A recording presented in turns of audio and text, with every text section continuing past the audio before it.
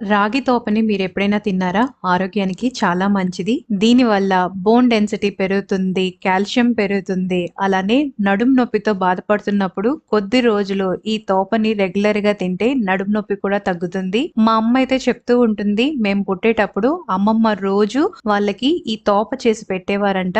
అలా కొద్ది నెలల వరకు తినేవారు. బాలింతలు ఇది తినటం వల్ల వాళ్ళకి పాలు బాగా పడతాయి. అలానే శరీరానికి కూడా మంచి శక్తి వస్తుంది. ఇది చేసుకోవటానికి ముప్పావు కప్పు తురిమిన బెల్లం, ఒక గ్లాసుడు నీళ్లు, చిటికెడంత ఉప్పుని వేసి బెల్లం అంతా నీటిగా కరిగి వాటర్ బాగా మరిగాక ఫ్లేమ్ ని లోకి అడ్జస్ట్ చేసి బెల్లం తీసుకున్న కప్పు సైజ్ తో 1.5 కప్పు రాగి పిండిని వేసి ఉండలు లేకుండా కలుపుతూనే ఉండాలి.